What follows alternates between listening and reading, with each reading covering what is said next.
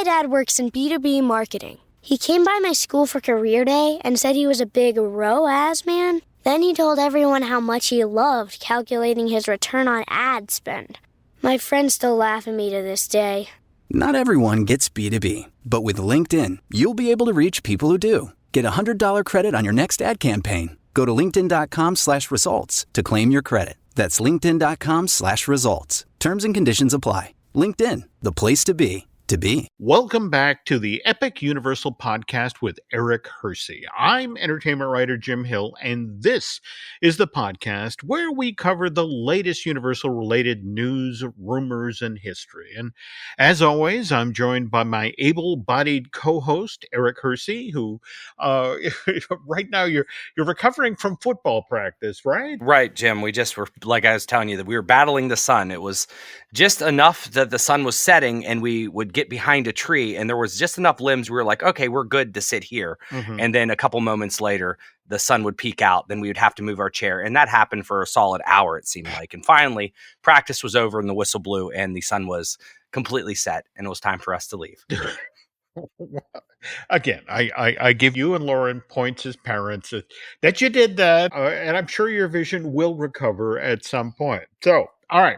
Anyway, back to the show now. Just a reminder, folks, this is the episode where Epic Universal Podcast goes from being a twice-a-month show to a once-a-week release. And more to the point, this is the very first episode where Eric will be looking back at the Hersey family first ever vacation to the Universal Orlando Resort. And I want to repeat, this is not a trip report, right? Right, Jim. Let's no shame on all those shows out there that love a trip report, but let's be real. Mm-hmm. I think most of us come to the Jim Hill Media Podcast Network for stories. So I think I will give some opinions. I'll tell you what a Universal curious, a Disney convert is thinking. But more importantly, I think you'll, as often we do, we'll talk. And I think you'll probably have some fun stories and tidbits along the way. I will try. Okay. So given we got a lot of ground to cover tonight, we should just jump straight into brief news segment of this week's show. And as always, the news portion of the Epic Universal Podcast is brought to you by touringplans.com. If you're headed down to Orlando anytime soon and plan on visiting any of the theme parks around the city beautiful, touringplans.com can not only help you save time as you stroll around Walt Disney World or explore the parks over at the Universal Orlando Resort, it can also help you save money. So, before you book your next trip to Central Florida, please check them out at touringplans.com. Okay, one other quick thing before we get to the news. In response to last week's show, Mr. Hersey and I got a lovely note from a David Brown. And David wrote in about the last week feature, the one I did about the Star Trek adventure, which ran in the Panasonic Theater, which was located on the upper lot in Hollywood. And that show ran from 1988 to 1994. Anyway, Mr. Brown wrote in to say, well, Eric, do you want to read David's letter? Sure. David wrote in and he says, hi, enjoyed your history of the Star Trek attractions at Universal Studios. He says, I participated in the Universal Hollywood version in the summer of 1989 when he was in high school. And he states his sister and himself were selected to be the bridge officers on the Enterprise. And you could actually buy the movie. And he thinks he paid $35 for it in 89. So, and he says he has the tape somewhere. So immediately I said, let's convert that sucker. Let's get that online. No. I agree. And I have to admit, I'm kind of intrigued by what Mr. Brown is saying here about how he was able to buy a videotape version of the Star Trek adventure that he and his sister appeared in. Because when I saw this show on the upper lot during its inaugural year, again, 1988, I remember actually asking as I was exiting the Panasonic Theater if there was any way I could buy a copy of this live show that I had just seen. And I was told by the Universal Studios Hollywood team member who was working the exit at the Star Trek adventure that in no uncertain terms that would be possible. And this was supposedly because Paramount had not given Universal permission to sell a tape like that. Not yet, anyway. And what was also kind of intriguing, Eric, is I remember both outside of the Panasonic Theater and then shown on screens that I want to say flanked either side of the stage. In fact, this is where you got to eventually watch the edited together footage. But there inside of the Star Trek Theater, there were these messages in big, bold type that filming while this live stage presentation was underway was strictly forbidden, more to the point that Star Trek is copywritten by the Paramount Pictures Corporation, and the characters from the Star Trek movies and TV series are registered trademarks. Right, but Mr. Brown, he paid $35 for this Star Trek adventure that his sister and he appeared in, right? And again, but what's interesting is Dave said that he also went to Universal Studios Hollywood in '89, a year after this live stage first began being presented on the upper lot. So I just have to imagine that at some point Paramount and Universal came to some sort of an arrangement, and when it came to sales of these videotapes of individual presentations, because that's the thing, this thing was run like 6 or 7 times a day, and you got to wonder what the financial split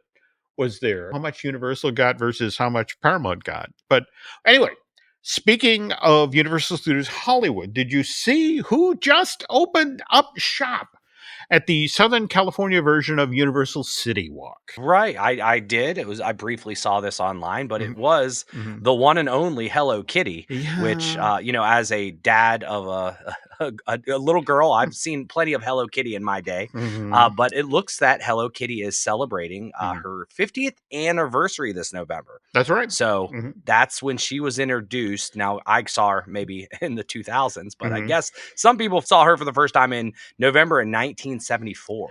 Yeah, and it was the folks at Sanrio who birthed this character. And back to what's happening again at the Hollywood version of Universal City Walk.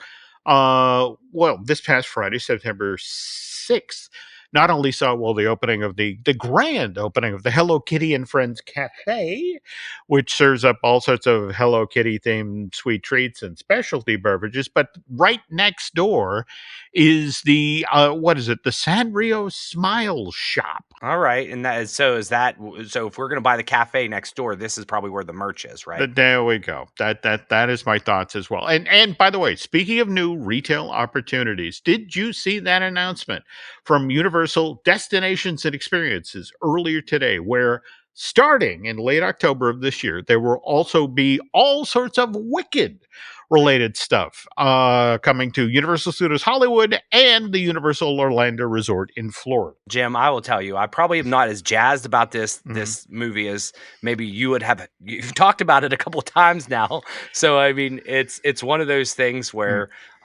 there really must be expecting big things from this film. Well, again, correction, Eric. Wicked is not a film. It's actually 2 films. Wicked I Part should know 1. that. There we go. All right. Wicked Part 1 opens this year on November 2nd, 22nd, excuse me, while Wicked Part 2 isn't slated to debut at your local multiplex till November 26, 2025. Oh, and by the way, according to the press release that Universal Pictures sent out earlier today, Wicked is not just a film or 2 films. It is an I love this, an upcoming cinematic event. Oh boy! All right, but okay, folks. On next week's episode of the Epic Universal Podcast, Eric and I we'll get into specifics about the Wicked related stuff that's coming to Universal Studios Hollywood, as well as the Universal Orlando Resort. And just a heads up, it's food. They actually refer to it as experiential events, and of course, retail. Lots and lots of retail. But before Eric and I talk about the Witches of Oz, we first need to talk about what the Hersey family thought about the Wizarding World of Harry Potter, to be specific, the day they spent down in Diagon Alley. And we'll get to that in a moment, but first, this. And we're back. Okay, folks, just to set the scene properly here. So, Eric, this is something that you and your family experienced when you were at Universal Studios Florida, and this was in July of this year. Yes. Okay. The sun and the sweat said very much it was in July. Okay. So we pretty much just came back. So this was the first land that we visited. Okay. And just to sort of set the scene properly here, Diagon Alley is located at the very back of Universal Studios Florida. In fact, this 20-acre area first opened in July of 2014. So you were there for the 10th anniversary, and was built on top of, well, where this theme park's old Jaws the Ride was originally located. So what was your initial reaction to Diagon Alley? Well, Jim, I mean, that was the first spot. Like, that was the first place in the first spot that we rope dropped, and we really didn't have an understanding of where we were supposed to go. Mind you, remember, they got rid of paper maps, so we had to pull out the phones, and we kind of rushed back. So I didn't get to take too much of the ambiance of like Hollywood or San Francisco. We just made it back there, and you somewhat just. Like, you just followed the crowd and you're like, all right, where is this giant entrance? Where is like this land? Because it's not like normal theme parks where there's a giant beacon or sign. It was, we remember the movie and the brick wall, and then you kind of catty corner through. And I would liken this almost to the first time I walked on Main Street. And when you cut that corner and you finally see the castle.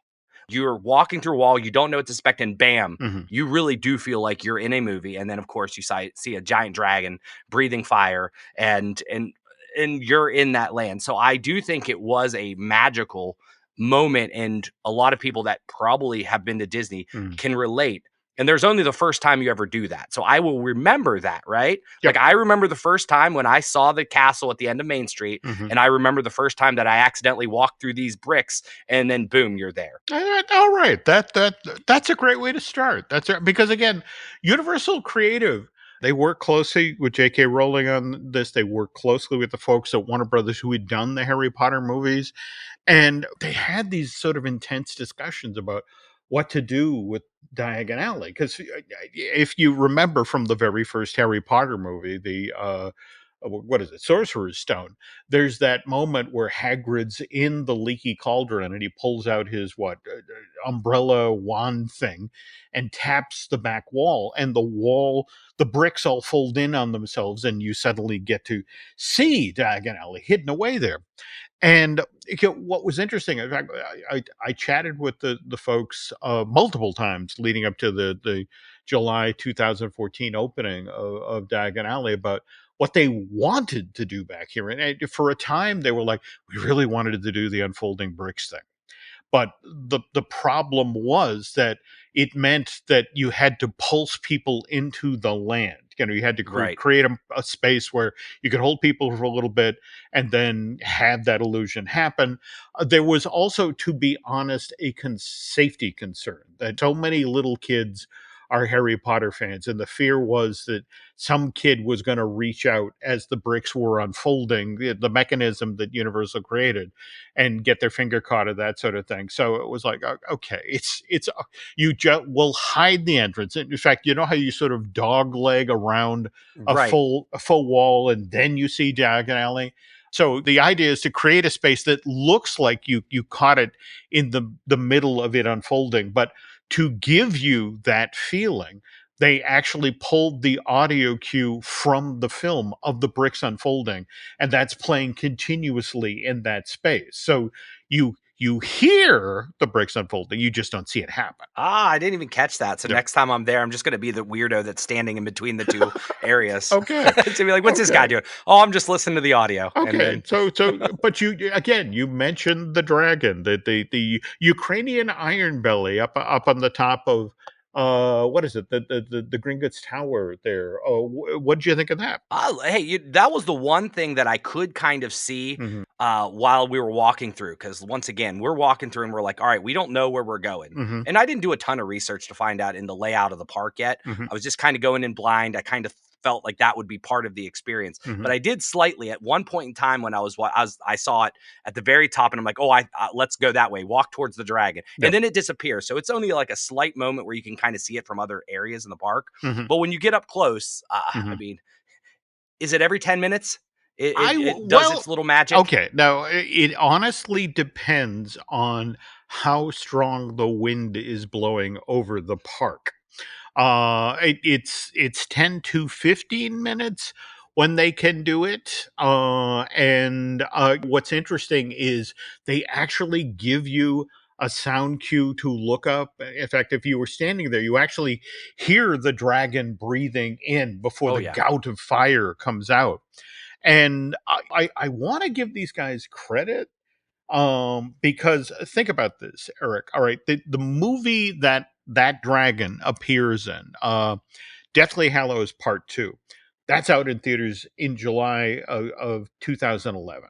Okay, just 3 years later, you're walking again through the hole in the wall and you're there in Diagon Alley, and there above you is again this full-size Ukrainian Ironbelly, the very same dragon that Harry, Ron, and Hermione rode to freedom on when after they broke into the Lestrange family vault. I mean, I think about how long have we been waiting for a Princess and the Frog ride over at Disney? Right. And Universal got this up out of the ground in 3 years. Right. Well, I would say so. I did notice that there was like grumbling. It almost felt like there was some shaking in the street, and you would see a pile of people that would run over and try to get their picture. I mean, that is the Yep. photo op. The Yeah. photo op in this land Yep. is certainly standing there with the dragon. And if you can get at that perfect moment with the fire, that's amazing. But my son, on the other hand, Miles, would take cover and almost dive into any shop he could to get away. He was kind of terrified of this dragon at first. But did I share with you, Jim, what we found out on like the second trip over, what would solve our problem? Because we were trying to linger and like actually see the shops, but every time the dragon would go off, we'd have to hurry up and run in and break our cadence. So there is a little land or little shop. I mean, it's like a little booth where they sell, and there was a very kind worker, very good with my kids, that sold elixirs. And they sell a bottle of Gilly water, which I believe I'm correct. And it just literally looks like a bottle of Lake Dasani, but all done up. Yep. And then you can go over and they give you little vials. And I imagine it's some type of Kool-Aid. And you could select what kind of magic elixir potion you would have. And of course, we had fire repellent, which she convinced that, hey, well, if you have a fire repellent, then you'll be safe from this dragon. So of course, with the magic that you have, you get the water and you dump a little bit of the drops in there and you shake it up. And next thing you know is you have yourself a nice red drink. And he chugged that sucker down, and then he posed for the picture in front of the dragon. So magically, he is no longer scared of the dragon, which I thought was kind of ingenious. I don't know if that's what it was intended. I really like, I mean, don't get me wrong. That's yet another way Universal is making money hand over fist when it comes to Harry Potter. But you're right. That's kind of ingenious. Wow. I like that. So we spent a decent amount of time. So over the course of our trip, I probably say this is the land that I tried to visit the most. The one time we visited, it was surely out of, hey, it's about to start pouring down rain. And I said to myself, where in this park, just from the slight observation, where can we go and I won't get totally soaked? So Jim, I don't know if this was designed this way, but Diagon Alley is perfect for when it's raining. Yeah. Now, after you enter Diagon Alley, I want to say it's the side street that just after you make the turn after, what is it? Weasley Wizard Wheezes. Right. And back there's the lovely courtyard where you can get your butter beer. But yeah, just up from the place where Celestine does her show, there is an area undercover. And what's kind of interesting, the gentlemen and ladies at Universal Creative who designed the original Hogsmeade over in Islands of Adventure, everybody loves that part of the park except when it rains because it has no cover. So this was something they learned between June of 2010 when that opened and July of 2014. It's like, okay, let's get some cover. Interestingly enough, they could only do it on the one street because to circle back to the dragon on top of Gringotts, the safety folks at Universal was like, no, not undercover. All right, this has to be to the open air and for safety reasons. And in fact, just a quick side story about the day they opened Diagon Alley. They actually did a paper confetti drop over the first people who were arriving in the lands. And there was about a half-hour long pause from that point going forward with the dragon going off, because you saw all these members of the Universal Orlando janitorial staff on the roofs of Diagon Alley sweeping the Yeah. paper confetti off, because the notion was, it's like, yeah, great, on our opening day, the buildings catch fire because the dragon set the confetti on fire.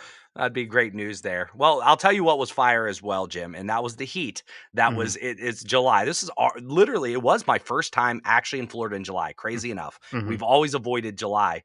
But there was one thing, and this is the one thing that my Lauren just keeps asking. Mhm. And I'm like, I don't know, maybe Jim will know. Mhm. She feels that it was air conditioned. The whole land, she felt like it was air conditioned. And I will tell you that walking from just the London area Mhm. into Diagon Alley, you felt a temperature drop.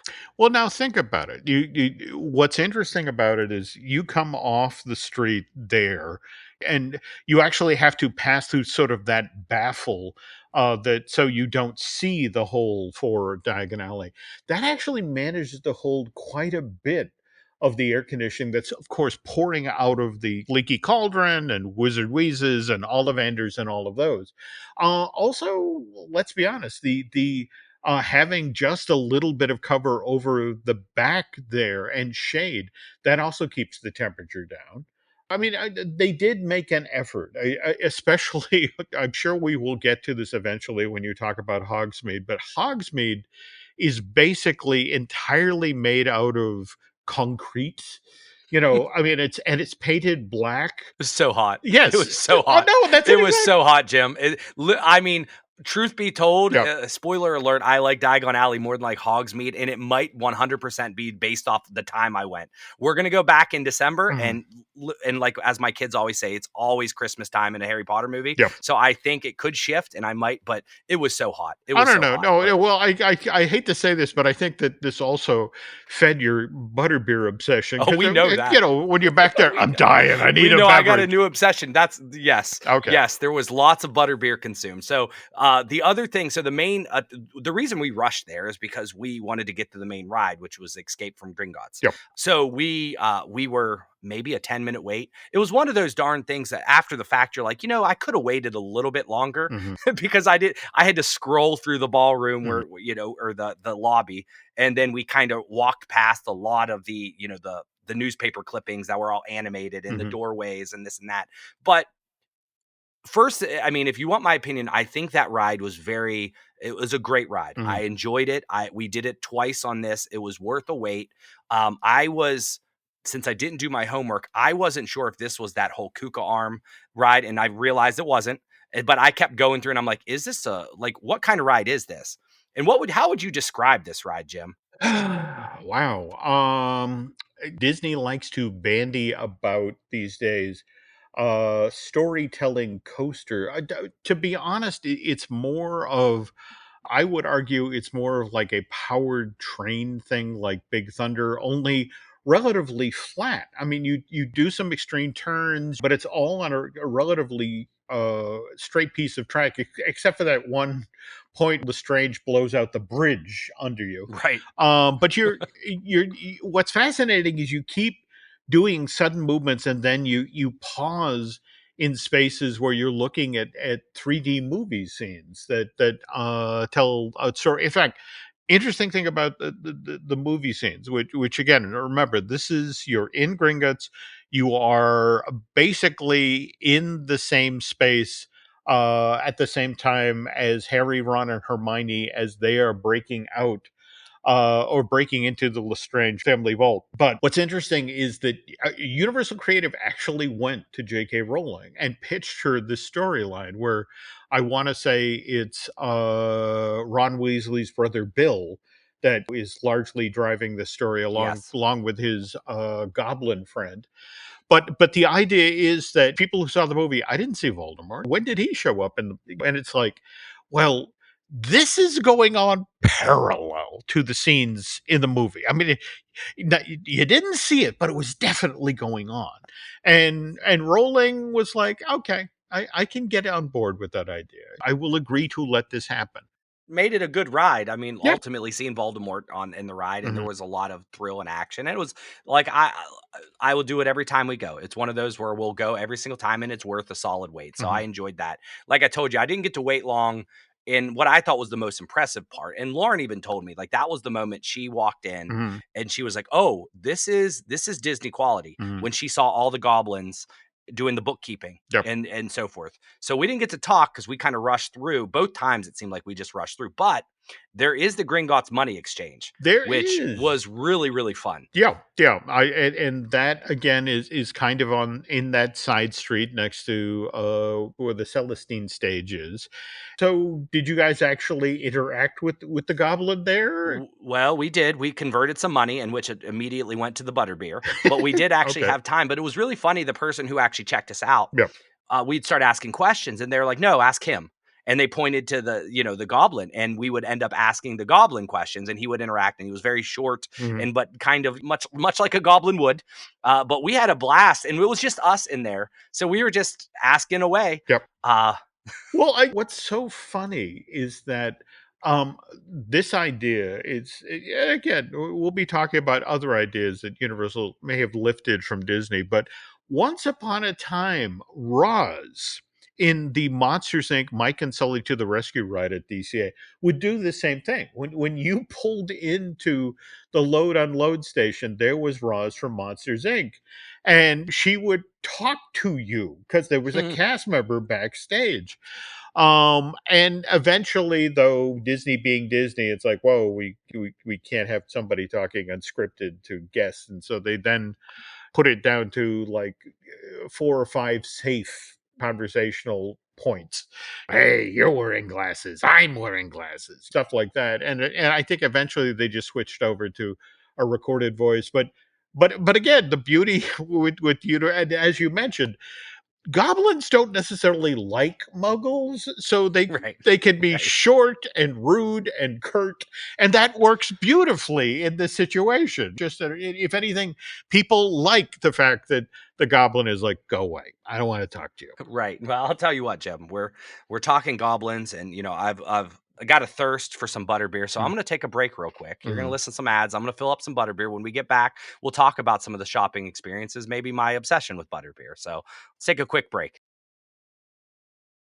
And we're back, and it's now time to talk about the food and the shopping opportunities at the Wizarding World of Harry Potter Diagon Alley, which again is at Universal Studios, Florida. So, all right, so you've converted your money, you got some butterbeer. What else did you get? Well, Jim, it felt like I needed to buy a chocolate frog. Mhm. So, funny story, we walk in there, and of course, they have a whole bunch of different chocolate frogs in that can. And then I'm talking to my daughter, and then another person comes in, Mhm. and he's obviously not seen the films Mhm. because we're talking, who the heck would buy a chocolate frog? And I got one in my hand, and, and I'm like, and he's like, how much is it? And I told the price, like, and I'm like, but it's like, you got it. It was like a rite of passage. And we bought a chocolate frog. Mhm. It immediately melted because it was like solid, but we did get a nice trading card. So it was Okay. cool to have the trading card in Okay. there. We didn't quite get Dumbledore like I think they did in the film, but we got somebody that Lainey knew who it was. I was so forth. Okay. Cool. So Cool. that was fun. Mhm. The shop was great. I think there's all types of hidden Easter eggs that I'll have to stop and move around slower Mhm. in the Weasley's Wizarding Wheezes. But I'll tell you what I do want to talk about or think is worth is the wand shopping. Jim, I have 3 kids. Yeah. I bought 3 wands. So that set me back a lot of money at Gringotts. It did. It did. Okay. So So have you got to do any of the wand experiences, Jim? Did I you kind of play around? okay. Now, quick story here. I again did the first Ollivanders over in Hogsmeade when that new landed islands opened back in June 2010. We were just talking about how that place is built entirely out of concrete and painted black. So standing outside of this store, which only took in 17 people at a time, it took me more than an hour to get inside the shop, and it was effectively like being in an easy bake oven. So I got inside, I was sweaty, I was hot, I was tired, I was irritable, and that experience in that shop, I got picked up by a Universal press rep who I was in the golf cart with them. They were taking me back to their hotel, and I explained the whole thing. But outside for an hour in the heat, and you could literally see her cringing, like, "Oh, God, this guy's going to go off on me," and it's like totally worth it. Just what was the most amazing little intimate show. But that said, I have heard that the Ollivander setup over at Diagon Alley, where it's kind of the Meet Mickey thing at Disneyland, where you think there's only one shop, but there's actually three of them back there. Really? Yeah. Oh, that's breaking news to me. I didn't even know that. And we Okay. didn't wait long because we were smart. We did Gringotts. We went immediately over there because we were like, all right, we're going to buy wands. We know we are. That's just what we're going to do. Let's try to do this situation. Okay. And what did you think? Jim, I don't think I do think it was a little bit overhyped for my liking. Now, granted, the funniest thing, and I think the most magical thing of it all, is we have all these parents in there. And as soon as we walk into the room, everybody pulls out their phone because we don't know what kid's going to get picked, right? So we're all recording because you don't know if it's going to be Miles, Laney, Hunter, or some random kid there. The moment that their kid is not picked, everybody's phone drops, except for the one family. And I found that to be the funniest thing. And I don't even know if I paid much attention because I was just giggling. I'm like, look at us. But it was a nice little, I wouldn't do it again. Right. In my opinion, it's just one of those things where it was nice little, they did a little swing in here. Something happened. It was a nice little touch, but it's a one and done for me. I've done it. We'll move on. Maybe in a couple years we'll try to. Okay. But it was fine. But we used the wands. And I think that was the only thing that I'm going to be highly critical of. Half of the stations were down. Like they just had no magic, like casting spells. And I'm like, I understand it, but we bought these wands, not working. And then they were just kind of fluky in many aspects. Like, I don't think my son Hunter got it to work the entire trip. Oh, I'm so sorry. And I don't know, maybe he's just not meant to be a wizard. So. Well, now what's interesting is the interactive wand moments, which are largely in windows or fountains, that sort of thing. And again, I think we need to mention that there are the medallions on the ground that tell you to find this spot, stand here. This wasn't initially a part of the first Wizarding World, Hogsmeade, when it opened in June of 2010. In fact, this only came online there about a month before Diagon Alley opened in July of 2014. And again, the interactive wands were a day one feature of Diagon Alley. But even then, Eric, they were cast members team members, we're talking about Universal, who stood close to the medallions and had to explain to people, it's no, you have to move your wand like this. And it just seemed like whatever the capture system that would key the illusion, you needed big arm movements that were very specific in a certain place, in a certain position. Well, Jim, I was just telling my son he wasn't pronouncing them right. Oh, I said, pronunciation, there's a big problem. You need to go back to school. Figure it out. But there was a lovely cast member, and she popped out of nowhere. I'm talking, she was on one side, and then the next, and they were there. There was definitely a cast member there to help us with the training, and we were able to get some things pulled off. So I'm not saying it was a dud. We bought our wands, and the kids really had a good time picking. And I do think the whole shop and just having the wands wall to ceiling was really cool. That was like great touch. I'll go back and visit and look, maybe not buy the wands again, but the kids will bring it and we'll continue to do it. So. Okay. Makes sense. And I would say, Jim, I do want to mention quickly, we don't need to talk about butterbeer. We all know that. You'll find every episode, me talking about butterbeer. But we did eat at the Leaky Cauldron. And I will tell you, Disney, if you're listening, make this happen. There's nothing worse than ordering food and walking around a tray with your food looking for a darn seat. Universal, you walk in, they say, hold on, let me get you a seat. They seat you, you order your food, so you already have your seat, and then they bring the food to you. The best experience. I did not have to walk around with a ton of cups and all that.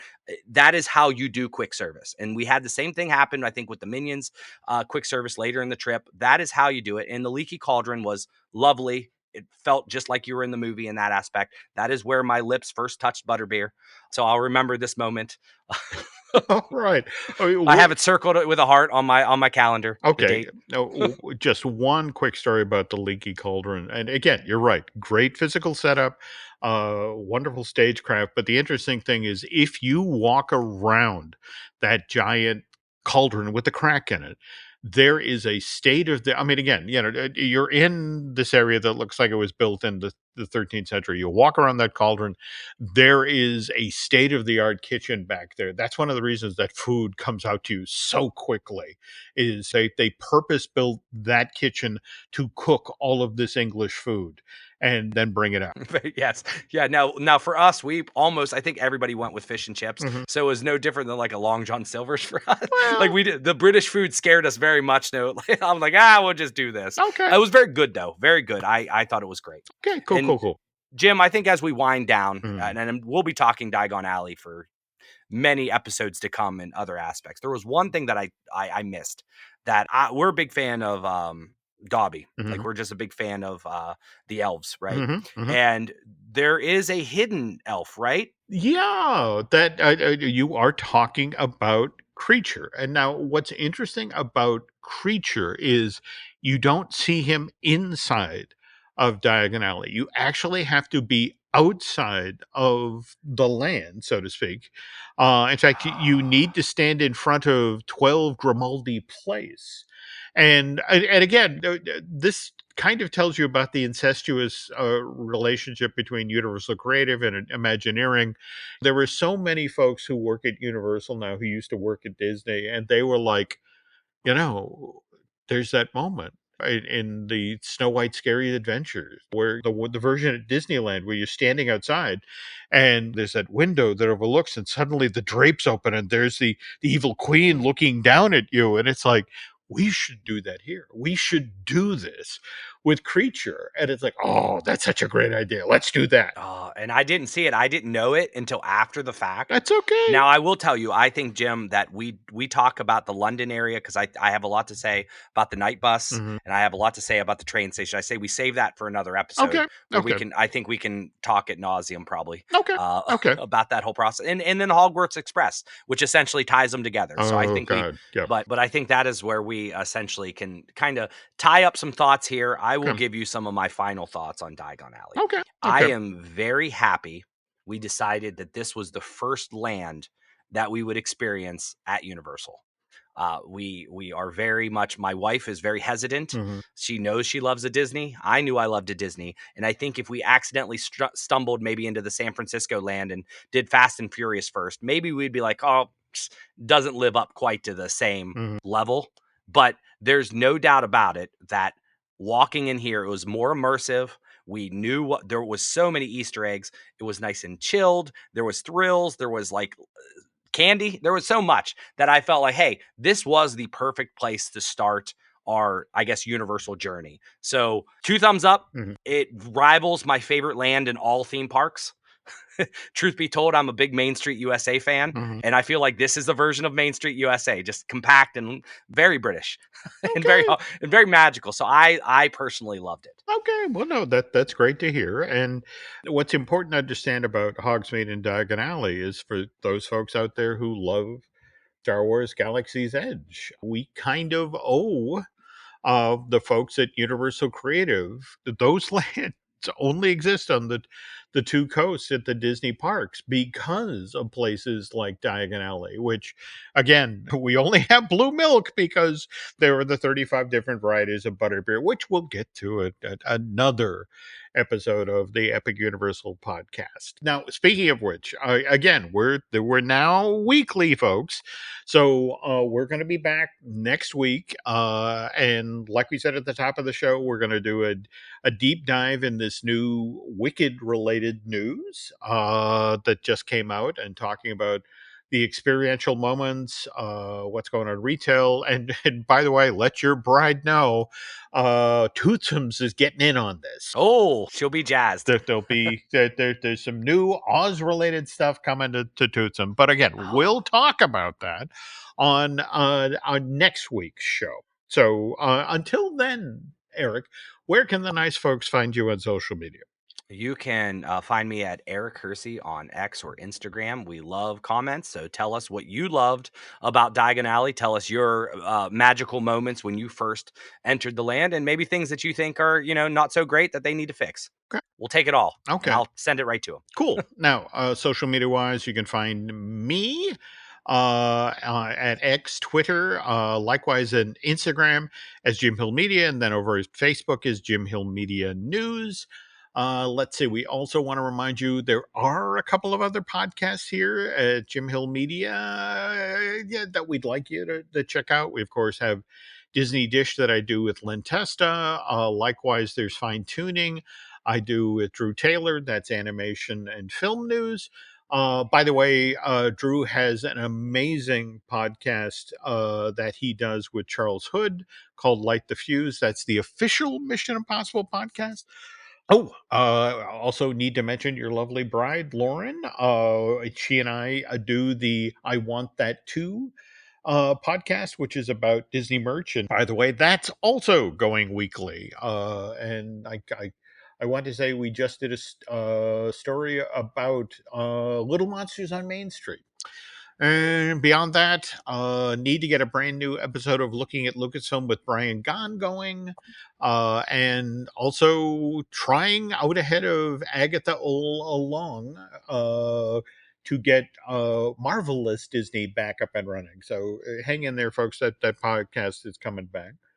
And what else? What else? If you folks could do Eric and I a favor, if you could head over to iTunes and rate and review the Epic Universal podcast, that would be very helpful. That helps other folks find the show. And I think that's it, Eric. Am I right? I think that is it. I mean, the one other thing I would say is don't forget Disney Unpacked. We've been working away on the Disney Unpacked. we just had go. a Dumbo episode coming, and we're heading to Africa here shortly. Yes. Or a land that never was. So There I'm we excited go. to kind There of we dive go. in. You'll have that Equatorial coming up Africa. in a month or so. There we go. So, but until that debuts and the next episode of Epic Universal, thanks again for listening. And Mr. Hersey and I will be back soon.